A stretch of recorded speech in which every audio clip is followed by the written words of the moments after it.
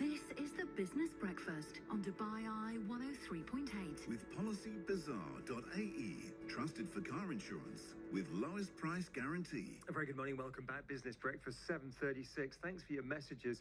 Omeya's written in saying good morning with a sunshine emoji. Lovely weather. Also saying, is there any competition today? I hope I can win. Stick around, Omeya. We'll give you details a little bit later on. But it is a beautiful day. Brandy Scott was just observing out of the window of the dubaieye studio. It is a double Burj view for us this morning. The overcast weekend, which was actually very, very, very shady. It has lifted, we can see, over Richard's next guest. Not one, but two Burjes. Burj-eye. Business headlines on dubaieye 103.8. With DP World, facilitating efficient end-to-end supply chain solutions. From factory floor to customer door, we make trade flow better and change what's possible for everyone. UAE commuters paying slightly less at the pump this month after special dropped by almost 1% and super by 0.5%. Meanwhile, diesel is down by almost 2%. 3/4 of UAE workers expect to get a bonus this year. That's according to research from Zurich and YouGov. We have the team from Zurich in the studio right now to tell us more. If we're being too optimistic or not. Bitcoin surging higher this morning after the US President Donald Trump announced a crypto reserve for the United States. Bitcoin was 9% higher after quite a rough week, it must be said. We're just over 93,000 this morning. And Prada, reportedly close to buying rival Italian fashion house Versace for $1.5 billion.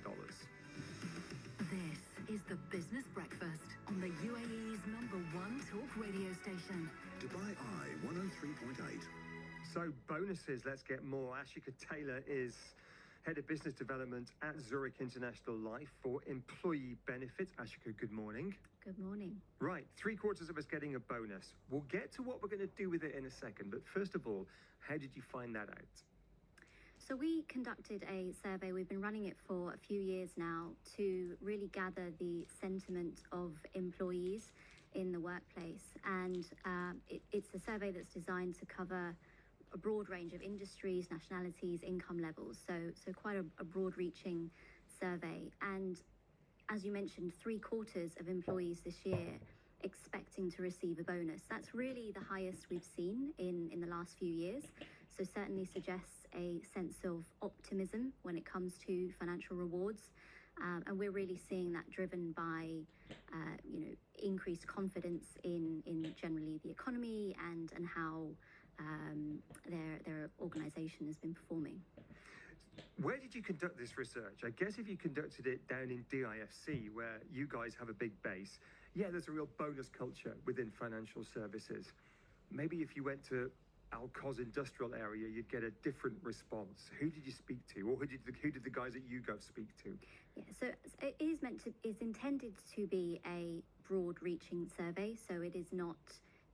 It's not restricted to only certain zones. It is UAE-wide, covering a broad range of industry sectors. So not just your finance sectors where you might see bonuses being more commonplace.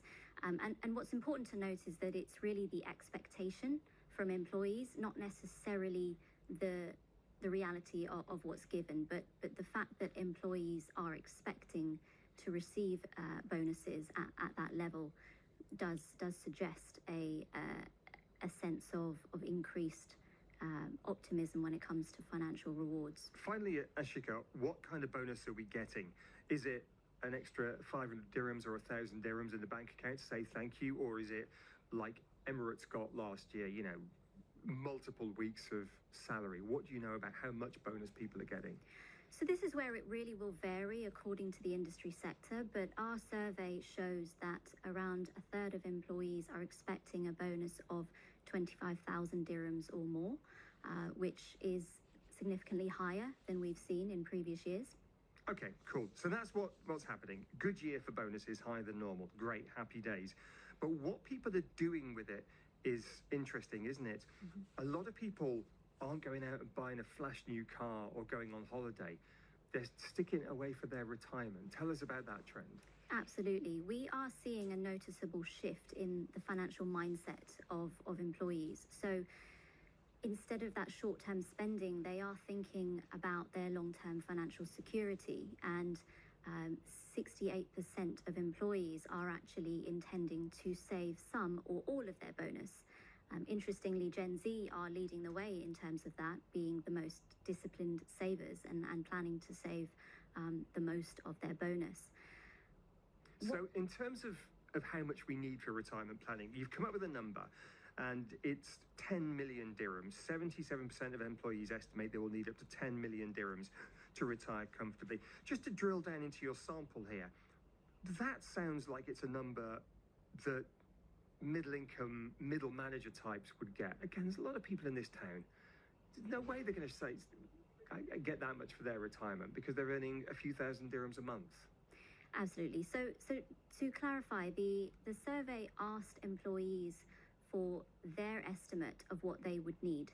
And the majority of employees would say they need anywhere up to 5 million dirhams. So that was sort of more of the median number. But there were some responses that suggested as high as 10 million dirhams. So that's their own estimate of what they might need to retire comfortably in the UAE. And is that working on the old 5% rule of thumb, that whatever you've got tucked away, let's say it's 10 million dirhams, you're going to get a 5% return on that every year. So you'd get 500,000 dirhams a year annual income off that 10 million. What kind of rule of thumb are you working off? So this is more the employees that we surveyed answering that question. So it's their own view on what they think will be necessary. But what's really interesting that we saw in the survey was that whilst employees are estimating that they might need up to 5 million dirhams as a lump sum, they are overwhelmingly relying on the gratuity payments that they are expecting from their company to fund their retirement. The word naive springs to mind. So this is where there is a significant gap that needs to be addressed.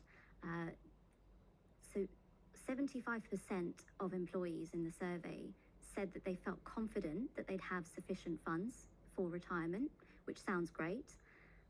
But on the other hand, 65% are relying on that gratuity. So there is something here that needs to be addressed to bridge that gap. So is it maximum gratuity? Am I right in thinking it's about 20 months, or is it 24 months you can get? Majority of companies will cap it at 2 years of salary, which is the maximum according to the requirements under the labour law. There are some companies who will give slightly more than that, but in general, that is the maximum you can expect. Well, even I can do that maths. If you are expecting to have 5 million dirhams for retirement and rely on your gratuity, you've got to be earning 2.5 million dirhams a year, which is not the majority, Ashika, I would argue. Absolutely. And this is where it's really important that people take advantage of the company tools that are available. And employers really have a key role to play in driving that money confidence among their employees. We have seen from the survey that 7 in 10 employees said that they would gain confidence from employer-sponsored programs. So clearly, and now we've got that, haven't we? I mean, you guys, Zurich, have done that with the due system in DIFC, and something similar is being rolled out across the country now, isn't it? We've only got a minute left. How much of a game changer will that be? Absolutely. This really is, as you said, going to be a game changer. We've seen the DIFC pioneering that change 5 years ago, and it's now a very well-established savings program that's been rolled out. We, as you mentioned, the new voluntary UAE system for end-of-service gratuity is going to further fuel that change. What's interesting is that only 17% of companies across our survey are currently offering a workplace savings plan. So there is a lot to be done. I would say companies really need to consider financial well-being programs as part of their total rewards offering, and really consider introducing robust structured savings plans to help employees bridge this gap. Ashika, good talk to you. Appreciate your time this morning. Thanks for coming in early during the holy month of Ramadan. The thoughts there of the team from Zurich International Life. That is Ashika Tailor, who heads up employee benefits for the Middle East. Thanks for your time. Thank you very much. Dubaieye 103.8 traffic. With Yas Island Abu Dhabi. Stay at iconic hotels and play at record-breaking theme parks. Book now on yasisland.com. You know what? It's really busy this morning. Yeah, if you were expecting a Ramadan lull on the roads, I'm afraid you're not getting one. 7:46.